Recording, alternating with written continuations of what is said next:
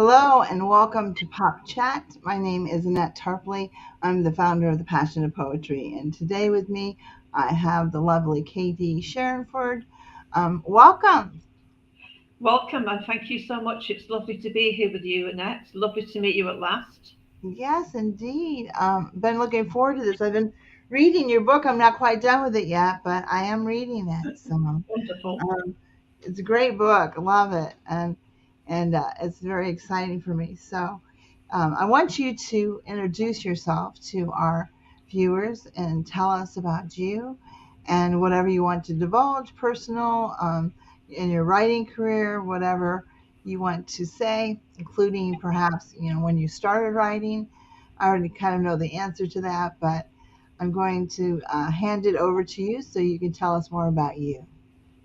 Okay, that's fine. Well, my name is Bernice Leahy, but I'm more commonly known under my pen name of KD Sherrinford, the author of the Irene Adler and Sherlock Holmes mysteries.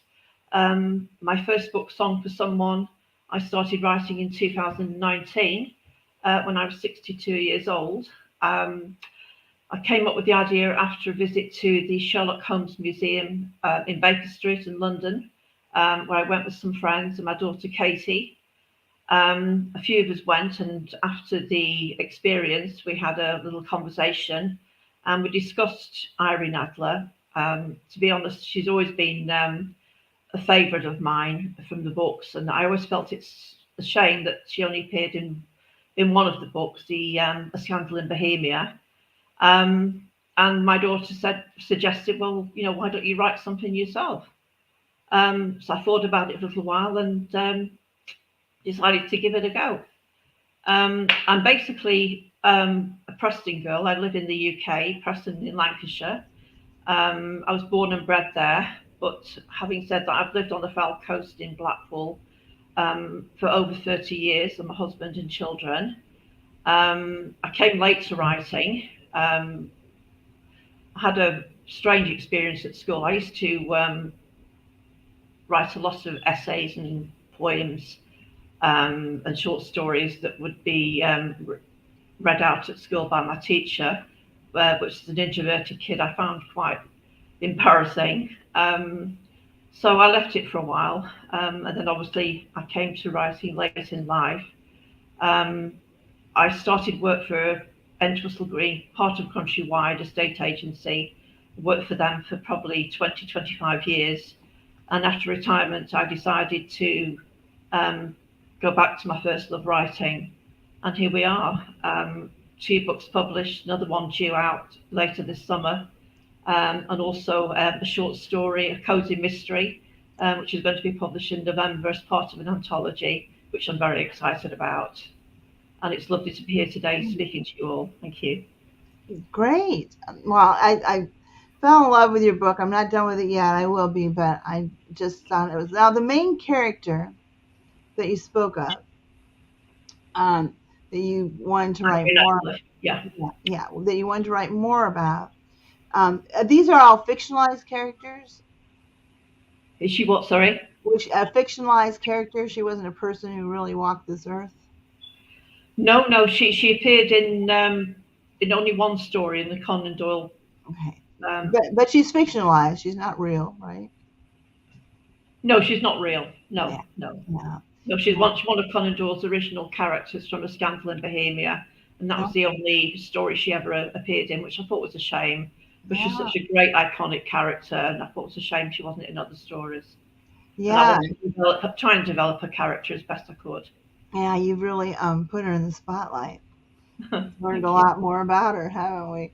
So that's great. I love that you did that. We have a few comments already. Let's see what we have. Yeah, thank you so much. Please, all of the people who are commenting, please sign your comments so we know who you are. Otherwise, you're just a Facebook user. And we have afternoon to you both. Hello and congratulations. We have some emojis going on here. And we have Stuart, Stuart Dan, who is from the UK, and he lovely proper English accent. Absolutely beautiful ladies. Not Well, sure she about does. that She does, but I do not. So Stuart always his signature is the roses, so we usually know it's Stu when he puts the roses up there. So thanks for all your comments. And so, really, you say that you came to writing later in life, but you've always had that in you. So I guess you just didn't delve Well, in. I'm saying that, Annette, but about 20 years ago, I wrote a short story. It's more of a play, really, with my late father, Dennis O'Doherty. Um, and it was a satire, really, on life and death, about heaven and hell. And well, Yeah. we thought it was funny. I don't think it would ever have got published. But we spent a lot of time on it, worked on it together, and we had a lot of fun. But sadly, this is before the time of backup and computers. We're in the sort of infancy, and unfortunately the story got lost. I think it got Um, thrown out in a house clearance or something. I didn't um, keep a copy, and something I've regretted. I'd love to see that, yeah. you know. Yeah. We got to keep hold of those. Once they're gone, Yeah. they're gone. It's always such a shame when writers lose their work. Yes. I'll Yeah. tell you a little tidbit though. Have you anybody ever been typing on your computer and you press a button, everything you typed is gone? I've never done that up to now. Touch wood, Yeah. which is But if unusual. you ever do that, you've typed a bunch of stuff and it's all gone, like within one Yeah. little stroke. It's terrible. You press the control button and Z is in zebra, and it magically reappears. Really? Oh, okay. Let's remember that one. Remember that. Yeah, Okay. yeah, that's an important little tidbit. I found that out not too long ago, and it's like, ah, it could have saved me a lot of time of rewriting things. But well, it's lovely to hear about your characters. I love as I've been reading this, I was shocked. Well, maybe I shouldn't tell it, but to find out how um, Sherlock Holmes was kind of a mystery as far as who he was in the book for a while to those who probably should have known, if you know what I mean. So I Yeah. don't want to give away too much. I was like, oh, um, so I was shocked when I read that, but I don't want to give away too much. It's a great book. I actually might read some today since I've got a little leisure time, or I never have leisure time. I just have time that, you I might be able to steal away a few leisurely moments. But Yeah. so, tell me a little bit more about your father. Um, we have discussed that he too was a writer, and I know that he has published and so forth. So, if you want to divulge a little bit more about him. He did. Like me, he only really took to writing later on in life. When he retired, he was a warrant officer in the RAF, and when he retired, he joined a few writing circles, and quite a few literary friends. He had stuff published in the London Standard, Women's Weekly magazines. He even had stuff posted on the radio. Mm, Um, I think his finest piece of work was a piece called The Birthday Gift, which was on BBC Radio 3 or 4, I think. I'm going back about 40 years ago now, maybe more. It was a lovely piece. I can remember the narrator's voice. uh, Unfortunately, that again has got lost. Um, and yeah, with it being so hmm, old, it's so difficult to try and get hold of this stuff. But I had yeah, people coming up to me in the street and saying how wonderful that was. Such lovely memories. He wrote a few poems, but mostly short stories. I have got some of them here that I've managed to salvage, and what I'd like to try and do at some point is to document them into an anthology and perhaps self-publish them. yeah, Quite a bit of work involved in that, so I shall maybe have a look at that at a later date. But it's something I'd really like to do quite close. yeah. Yeah, I'm sure. That's wonderful. Uh, Do you want to share something that you've written with us? that'd be good. All right, I'm going to give the stage to you and please share.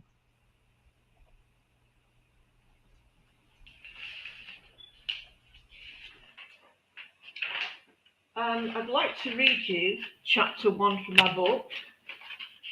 It's quite short, don't worry. And here we go. Some people, like my mother, believe in fate, while others, like my father, adopt respectful skepticism. However, I am confident the following events would not have taken place if it wasn't for the murder of Godfrey Jones, my mother's first husband.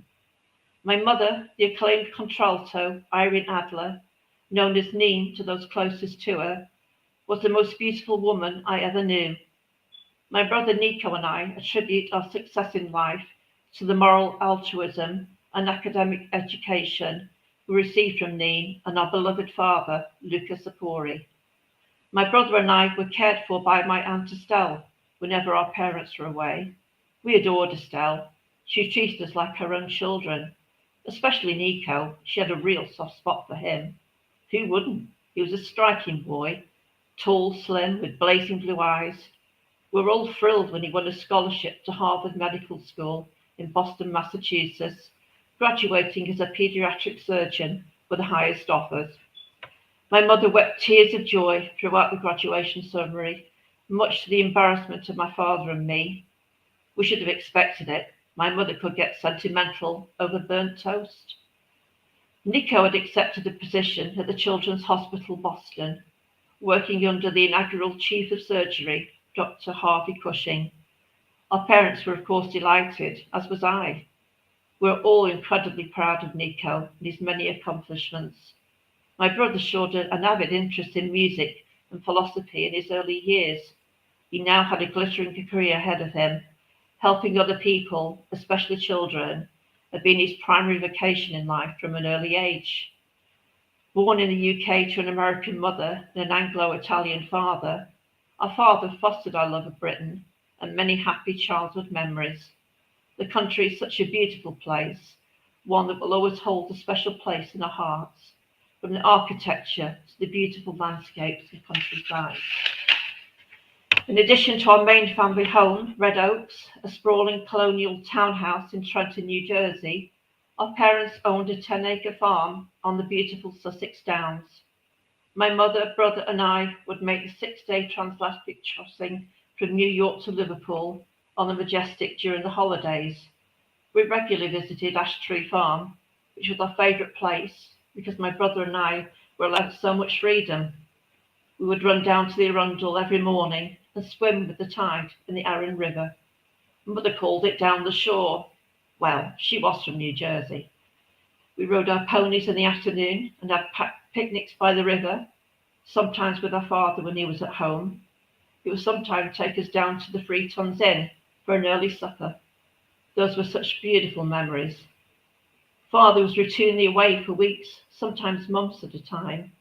He travelled extensively, working for the British government, a position he rarely spoke of to anyone. Consequently, there was always an air of mystery and speculation regarding his profession for my brother and me. Nico was adamant father was a spy. I wasn't as convinced. My father showed no interest in politics, although he was certainly clever enough. His knowledge of the law and sciences was phenomenal. So my brother and I became adept at standing beneath the stairwell, listening to the clandestine conversations behind the closed doors of our parents' chambers, which was thrilling yet terrifying at the same time. But of course, father was far too clever for us. He soon realised what we were up to. So we received a stern dressing down and a look that would have curdled cream. We never tried that again. When my parents grew older, they spent most of the time at their farm. My mother rode her beloved horse Shadow, a magnificent black Frisian, a gift from my father from the first Christmas they spent at the farm. We'd often find her in the wildflower meadow if she was not with Shadow. My father teased mother that she loved her horse more than him, but I knew better. My mother loved Shadow and adored her children. But my father, well, he was on a completely different level. As for father, he worshipped the ground Neen walked on. After more than 30 years together, his eyes still lit up when she walked into a room. I once asked my mother for her love advice on how to find the right man.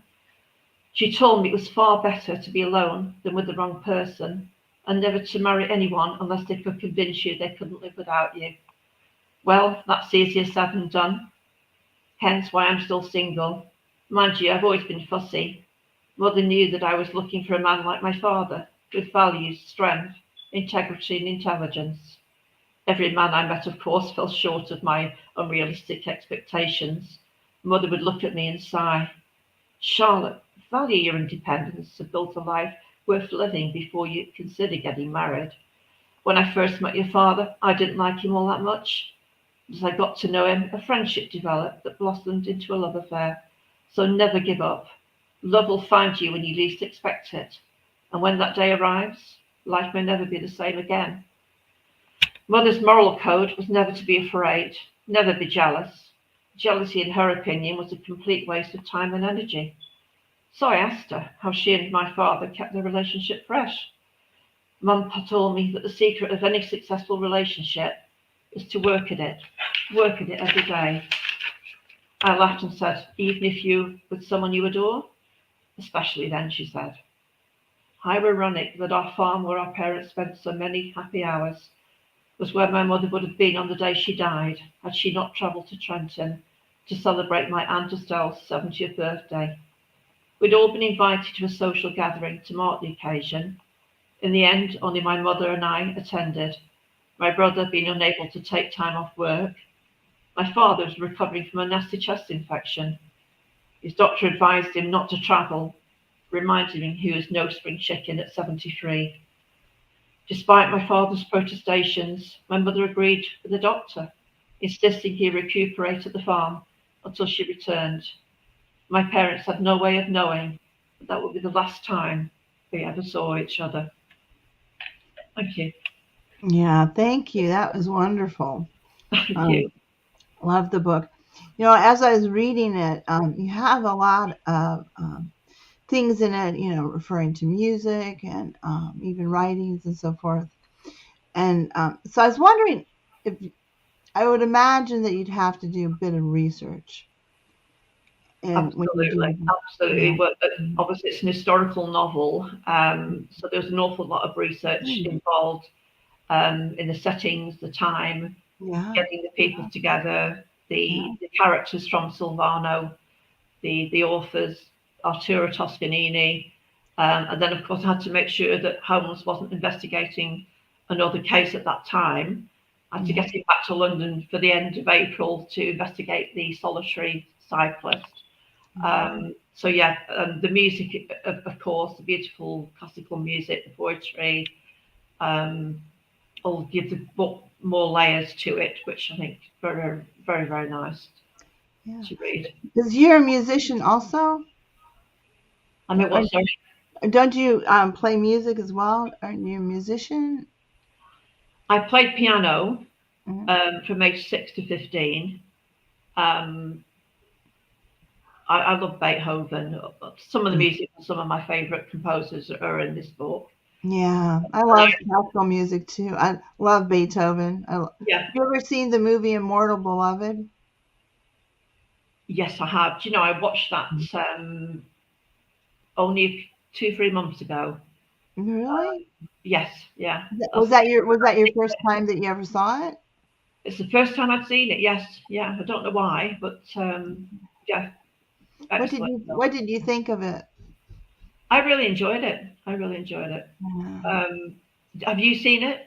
yeah, yeah. I've seen it more than once. I've probably seen it two or three times. Yeah, I really Yeah, like it. yeah, It's an interesting movie. And you know how you pick up on things, you know, when you watch it again that you maybe didn't see the first time. yeah, So, yeah. He had an interesting life, didn't he? And I do talk about this a little bit in the book, so he does get mentioned. So yeah, yeah. It's great. And so in the beginning of the book, there was the little fling or whatever with was he a chancellor, a German chancellor, or what was he up to be the king? You know, the photo.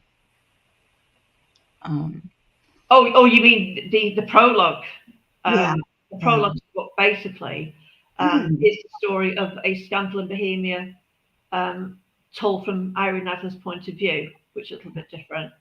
Um, yes, and then of course she swaps the pitch around so that when Holmes eventually gets there, mm, it's gone, and she's replaced it with one of herself at the Scala in full evening dress. yeah, because you have, you know, fictionalized characters in there, of course, but then when you also put people who really lived, like maybe artists or musicians or whomever. um, I would imagine you're kind of delving into reality and fiction at the same time. That Yes, that it was really interesting. It was really, to me, very exciting bringing the real life characters together from the opera, and then introduced having them in conversation with Holmes and Adler. That was quite fun. Yeah. Yeah. So some of the opera people were actually real people in history. Oh yeah, this opera actually took place on that particular day. Wow. Yeah. So you really did have to do your history or Oh, your definitely, wow. definitely. Yeah, You had yeah, to do your homework and really that yeah. would did that take a lot of time to do that? Yes, yeah. Yeah, I would I imagine. spent about the book actually took 2 years to write, 6 to 8 hours a day of Wow. writing, research, editing. Um, an awful lot of work went into it. I did have help from friends with research, which I was very Mhm. grateful for at the time. But being the first book as well, it's always harder Yeah. to get everything right. And obviously, my first drafts were terrible. I had Yeah. loads of rewrites to do, big chunks to take out. It was a big book, isn't it? So, but I think it was well worthwhile, and I was happy with the end result. I wasn't sure whether commercially it would, but people seemed to like it, so I was quite happy Yeah. about it. Yeah. So, and I think that I too someday would aspire to write a novel. I don't know if it'll ever happen, but Oh, I think you should, and you definitely should write a novel. someday. But You I, write I, I fine. want, yeah, I want to. That's always been my desire, even before really getting into poetry, was to always write a novel. So it's been on my bucket list. It's just finding the time to do so, and That's the thing. Yeah. that's always the big thing. So what I want to know is because it's curious to me how when people do write a novel, how you go about it as far as do you have an outline of everything before you start? Does it evolve as it goes? You know, Well, I think I'm what they call a pantser writer, but with this book, there was quite a lot of outlining to do because obviously I had to get the dates right, had to find out who was going to be where at certain times, who was available, what was on at the opera house, yeah, all of this. So, yes, definitely. But most of it, I have to say, once I got to the part where they were going to meet, I had to work out then how their paths would cross. yeah, Um, but after that, I let the characters lead me into the story, and that's how I wrote it because I hadn't got a clue where I was going at some points. But I just kept writing, and once I started yeah. writing, I found So I it could. kind of evolves as you go along. It kind Yeah, of leads you along. I imagine, as even sometimes when I write poetry, that sometimes, or even short stories, that you think it's going to go one direction and then it twists and goes another. exactly, Yeah, exactly. You yeah. find yourself going places you never dreamed of, and but it's exciting. It's a fun thing to do, and I that's always thought it was interesting how you would keep track of all of it, like the characters when they did this. Is there how you keep track of chronologically things happen and what who says what says who, and even just the characters. Um, you know, it's really is it difficult to keep track of all of that as you write? it wasn't really not for me because once I got a notion of where I was going, where they were going to meet, what was going to happen after that, and I realised that they were going to go to this secluding farm, they were going to hide out there, and then I developed the characters as I went along, and the little side plots to the story. Um, all just came to me basically. And as I say, I tried to get in the head of the characters to think what they would be feeling, how this would move forward. And I just went from that. I've never written a book before, so nothing else to gauge it with really. So you just have to go with what's in your gut and just go for it. Yeah, and what genre would you put in? Like a historical This mystery, historical mystery, suspense. romantic mystery? Yes, yeah, yeah, Yeah. yeah. I've never written in anything else, to be honest with you. I've written the third book I've just completed. We're just editing that at the moment, so hopefully that will be available later this summer.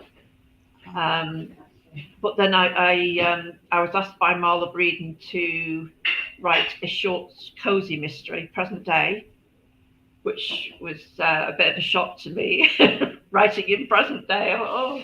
So I've just finished that. It's a little short story entitled A Bit of a Do. And it's for an anthology which is due to be published in November as part of the Malice Mystery Murders. Wow. So I'm hoping there's 30 authors involved, 30, I think there's 32 at the last count. So I'm very happy to have a place and be involved in this excellent little book, which will be out in November. I think it's going to have a Kickstarter project starting soon as well. So I'm not Nice. quite sure when. Now, Um, what was your second book? What was your second book? my second book is, let me see if I can find it. I call this my Oh, the Christmas one. Yeah. Forgotten Child, but it's a lovely story in its own right. Um, a lovely holiday story with a beautiful romance. There's a bit of romance. We've got mystery. We've got Sherlock Holmes and Mycroft Holmes' strange sister making an appearance on Christmas Day, causing mayhem. But a lovely little story. It's the second one in the series. The third one is Meet Me in Milan, which has Irene and Sherlock back in Milan investigating a suspected murder. Mm. Irene's one of Irene's friends is accused of attempting to poison her husband. Oh, So goodness. they embark on a mystery, an investigation together, which is quite fun. So there's lots of little twists and turns in this, little Easter eggs along the way. So hopefully, Yes. Well, I look forward to getting all of them. So, um, as you develop your characters and circumstances within the framework of your book, do you find yourself reflecting and thinking about certain instances or people you've met, and somehow, there might be some of that intertwined somewhere in the book? definitely, definitely. Yeah. There's a couple of characters from Song. Well, they're villains really, but they were based on people I knew years ago who have Yeah. long since passed. But I think they would love the irony, and I think they would have enjoyed their Yeah. little cameo appearance. So, I have a friend who is a writer, Ted Huntington, and he has written a couple books. But he had a thing going where if you bought his book, a signed copy of his book, he would include your name in his next book. oh right, yes, I've heard of that before. Yes, yes, yes. Yeah, so I am in one of his books. Annette is a character, but I don't think she's a very nice person in his books. We have since become good friends. I should tell him he needs to rewrite the Annette character to be you know something different than what she is. But I don't know. Yeah, so I'm a character in one of his books. So. Oh, that's amazing, isn't it? I used the name of one of my husband's friends for the doctor in Song, Henry, and Henry Bernstein. He came to see me in November, just before my book launch and book signing. And he took away a copy of the book, but sadly he died shortly after. Oh, But he was so thrilled that he got a mention in Song, so that was I nice. bet. I Yeah, bet. yeah. We have a couple more comments. Let's see. Kelly Owen, who is from the UK, says hi. She didn't miss too much. You haven't missed much, Kelly, no. Yeah. Then she said, beautiful when you were reading your chapter. And wow, nice, right? And it is fun. I love research. I did it with her play poem. She did it. And we have Jill, also from the UK. Look at all these UK people. Jill's also in the room. She's one of my admin, Jill Tate from the Passion of Poetry. Hello, lovely last Jill. She always refers to us as last. Um, so welcome to y'all. And I think what I'm going to do next is you had sent me your dad's poem, and I had Alan Johnson do a video. So if That you, was so amazing. That was so amazing. I'm glad you didn't do that live today. I would be a mess. oh, I was going to do that live today. I was going to share that. Do you not want me to do that? You don't want me, I have it ready to share. You don't want me to share it? It's a great poem. I think we should share it. Just think about Oh, Alan's did an amazing job with that, and I so I'm going really. to share it. Just get your tissues close by so you can dab your Oh, eye. my family and I would like to thank you from the bottom of our hearts. It was so beautiful. And you Oh, know, well, I was looking on Google a few months ago just to see by chance if there was anything of my dad's work, nothing at all, as if he didn't exist. So to see that now, and I can, you know, click on there and there his name comes up, he would absolutely loved it. well, he did a really good job. So I'm going to show it, Please do. and it's a beautiful poem. I just was so impressed with it. And Alan Johnson, thank you for doing a marvelous job. So give me just a second here. My mouse, for some reason, isn't working too great today. So, and here we go.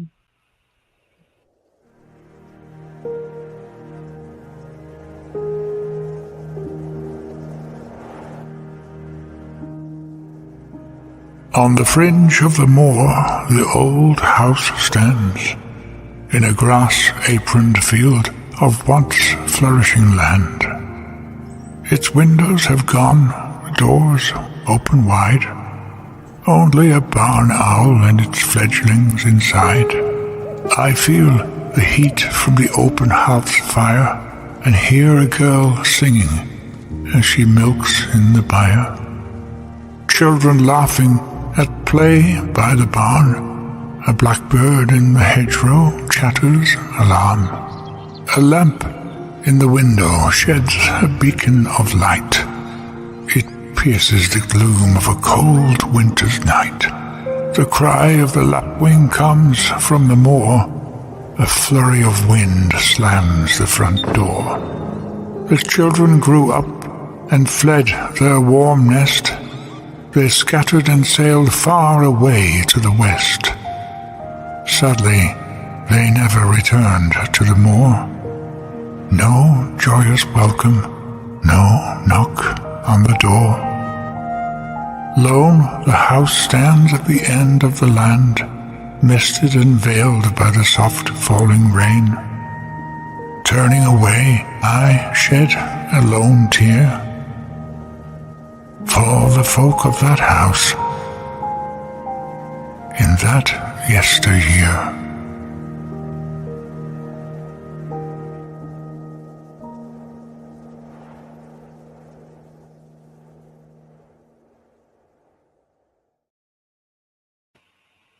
Oh, Oh, it's just amazing. yeah, such a lovely poem, and Alan did, I think, such a marvelous job in creating that. Oh, he did an amazing job. Terribly talented man, isn't he?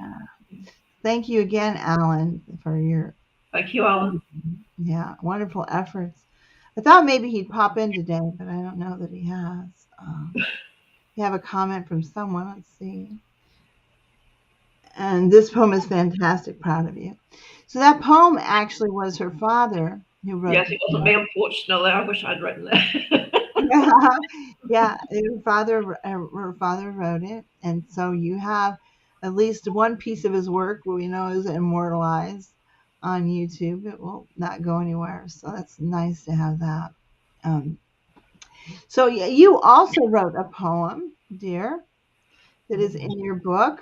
I I did. don't, I don't know what you've done in your other books, but I think you should at least put one poem in each of your books because you write great poetry. But you know, I was looking for something that was suitable to incorporate into the story, and I just couldn't find anything. So I thought, well, I'm going to have to write something myself. So I did. I've never thought of myself as a poet, but Go ahead and read it. It's a beautiful poem. would you like me to read it? Yes, yes, Oh, please. she is gone, yet this incomparable woman's very essence remains indelibly in my memory. For where else in this universe am I to find beauty without conceit, courage without the want of recognition, friendship without envy, talent devoid of arrogance? She loved unconditionally, with tenderness and empathy, without jealousy. She offered the air from her lungs to this wretched man who knew nothing of love until he found her. She who epitomized all that was good in humanity, eclipsed and predominated her whole sex. My best friend, lover, and soulmate. There can be no other. Neen. Thank you. Thank you. That was beautiful. Yes, indeed. And you said that, I mean, a while back you used to write more poetry, I think, in your youth. You mentioned writing poems when you were younger. Well, it's the only one I've written, Annette. Oh, it is? It's the only one? It's the only one I've ever written. Yeah. Maybe I should. When I was looking for something, I Mhm. should have asked you, of course. No, no, no, no. No, you did. I think you did a marvelous job. Thank I you. once somebody once told me that about every poet could write, things other than poetry. I don't know that I think that that's true, but they said that it's harder sometimes for people who write like novels and so forth to go the other way and write poetry. And I don't know if there's any truth to any of that. I think that if you're a writer and you really want to write, you can do whatever you want to do. So, but um, Jill said she loves that. Thank you, Jill. Thank you. And then she said, lovely words. You are a poet. So write, my dear, she says. the I shall try. nice thing about writing poetry is that it's quick self gratification. You have a product right away. Yeah. You Yeah. can do something in half an hour. Where when you write a novel, you have to wait a long time before your production's out. Exactly. Yeah, Exactly. yeah, Yeah. yeah. Are you artistic in any other means? You have any other? Um, no, I would say not. No. Absolutely not. No. No.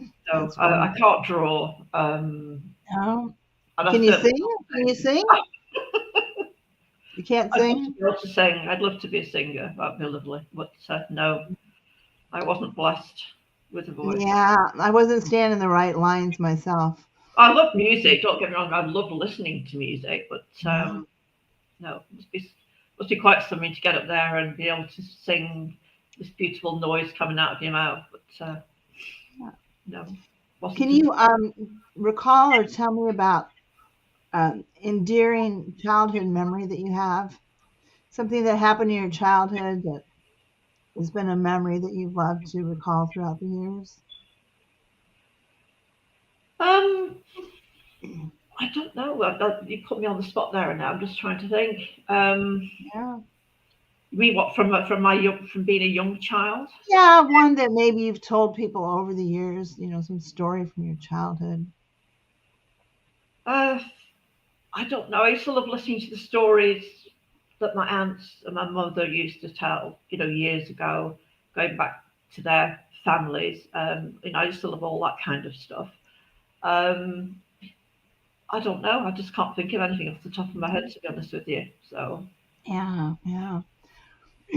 Well, I always tell a story when I was little about how my sister and I were supposed to. I don't know. I was about three years old. She was about four.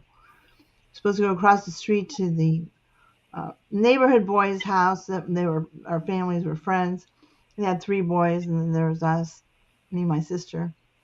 And we're supposed to go swimming, and she said, "I'll help you put on your swimsuit if you help me put on mine." So I helped her put on hers, and then she took off. And I grabbed my swimsuit and I ran after her. was totally naked. I always say I was the first streaker that there ever was. Oh, Yeah. I do remember. I will tell you that I remember a couple of things now. Just cast your mind back through the mist of time, isn't it? When you get to my age, you know. But I remember when I was about 6, like about a long time ago. I was out with my sister and a friend, and we lived in Preston at the time. And there was a little brook that we used to go to. And my mother had just bought us new Clark's sandals, which cost us arm and a leg in those days. We always had good shoes. Didn't have a lot of money, but we always had good shoes. I remember that. And we were going down the bank. And I slipped and fell and pushed the other 2 girls into the water. Oh. My sister came out with one shoe on and one shoe off. And then we had to go home, look like drowned rats. My mother, she was not impressed that we'd lost that. So funny. We Yeah. never let that down. So, and of course, I got the blame, which of course it wasn't Yeah. really, but That's funny. That's uh, funny. Um, well, you were a mess. Yeah, your mom was probably like, "Oh, those shoes that cost whatever." yeah, yeah. Oh, and then another time, I always wanted a bike when I was little. Um, we didn't get much for Christmas, you know, but my friend who lived around the corner got this amazing bike, and I was so jealous. And then one night she said, "Well, if you want, you can go and have a ride on this bike." So I jumped on. It was about 6 o'clock at night, and then I just started pedaling, and I just didn't stop, and I just carried on for about 3 hours, uh, Wow. going going through all the building sites, whatever, and I just didn't want to come home. And I was in so Right. much trouble when I got back because I thought obviously something had happened to me. But that lovely feeling of being on this bike and the freedom. And then the Yeah. following Christmas, I got my own bike, and that was such a lovely memory. Yeah, And how old were you when you took your little bike excursion? about 6. 6? Yeah, I'm sure your You've got family to was remember though. thrilled to run for 3 hours. Yeah, you've got to remember though. This was before what the Moors murderers here, where children had a lot of freedom. You know, we had the pleasure of being able to play out and not have to worry. Mhm. Where now you couldn't do that with children, could you, at No. such a young age? And Yeah. I'm so grateful, I think, for the freedom that we had at that time, that we were able to go out and do things. Yeah. Well, to be honest, your parents didn't want you in the house, you know, they want to get out. Yeah. So, Go outside. Yeah, go outside. yeah, so that was a nice memory. So the freedom of actually being able to go and do that, which is lost on children now, isn't it? So, yeah. Right, exactly. So I always ask people this question, and that is you come across Aladdin's lamp, you get 3 wishes that are granted. Anything you possibly could want, what 3 wishes would you want? Well, peace on earth would be nice, wouldn't it? Uh, to end suffering, cancer, I think, would be another. And I don't know, for people to be happy. Yeah. Well, those are very, very unselfish type things. Yeah, yeah. I think if I was given the chance, I would want something more selfish, but A millionaire. Yeah, yeah. yeah. So I think I probably would. Is there a certain writer and that you really admire that you've read through? Who's your Right. favorite writer? Well, do you know, when I was a kid, um, all the other girls were probably reading Pride and Prejudice and stuff like that. And I loved the mystery writers, Agatha Christie, Conan Doyle. Yeah, I used to read all their stories and absolutely loved it. So that was so Conan Doyle, yes. Agatha Christie, yeah. I wouldn't mind having a glass of wine with them. That would be good. Yeah. so you didn't like Jane Austen or Pride and Prejudice? You didn't read that? I have read it years and years ago. Jane Eyre was my favourite book. Oh, Still, Jane still, Eyre, yeah. still one of my favourites today. Which, Yeah, of course, that's touched on us again in Song for Someone, isn't it? So, yeah. They've made many movies of that, but there's one in particular of the Jane Eyre I like. I can't remember the name of the actor or actresses, but I know which one I like the best version of it. Well, So I've watched Michael it. Michael Fassbender's played him, hasn't he? That was quite a good adaptation. What was his name? Is it Michael Fassbender? I think he's played Rochester. I'm sure he has. Um, I'm trying to think of who because it might be the same person. He was a dark-haired man. Of course, he probably was. And yeah, there's been a lot of Toby Stephens. I think played him in a TV adaptation. One of the older ones I like was Michael Jaston, who played Rochester. I thought that was a good. yeah, I'm sitting here trying to see if I can actually see the one that I like the best and who the cast was. But Yeah, there's been so um, many adaptations of that book. there has been, I and watched them all. Try and watch them all. yeah, I've watched a lot of them myself, and I actually am watching. Oh, what's the name of it? Charles Dickens one, Great Oh, Expectations. Great Expectations. I've missed that. It's Yeah, not had very good reviews over here, but it didn't have very good reviews. the TV series, no. But the actual original film, the Michael Lean film, That's the one I'm watching as a TV 44. Oh, series. that's a great film. Yeah, That's a classic, isn't I it? was just sitting Yeah. here trying to look and see if I could find it. I don't know that I can, and I know I have this. Is really bothering me because I so want to know what that actor's name is because he's from over there. And of course, they have every version except for the one that I like. So yeah, I'm sure if I went to my movies, I own it on Netflix. I think not Netflix. I think it's through Amazon. I purchased it through Amazon. Let's see. We have a couple more comments. Let's see. Lovely words. You are a poet. So right, we already saw that one. We have those were the days, my friends. I think she was talking about those innocent days when we could do things and not worry about it, as you spoke of. So James Herbert, my favorite author. Um, very good. So, is there anything that you could give, any kind of advice you could give to somebody who wants to write or start writing? I would say try not to let anybody put you off your task. Getting support initially is difficult, but if you do decide to write about something that interests you, something that you may have a little bit of knowledge about, and write a book. I was told when I started off, write a book that you would want to read yourself. So I did. So Oh, yeah. Write a book you'd want to read yourself. That's good advice, I think. yeah, yeah. Yeah. And is it now when you wrote, excuse me, are the publishers, did you have to pay the publishers to publish your book, or they just took it on and they they No, no. I'm traditionally published by Ecstasy Books. I sent a query letter into them with a synopsis of, well, it's rather bold, really. I sent one in for Song for Someone. The second book, which was I was in the middle of writing, Christmas at the Seporis, and the third book, which was a figment in my mind at the time. I hadn't written a word about that. But they seem to like it, and the reason I went with them is that they've got a great reputation, and secondly, they offered me a series contract, Oh, nice, which nice, nice. That's brought great. that down. Yeah. I was amazed. To be honest with you, Annette, I didn't think I would ever get to this stage at all. He just said to me 2 years ago, "Oh, you're going to have 4 books published within 12 months." I'd have thought you were dreaming. So anything's possible at any Yeah, age.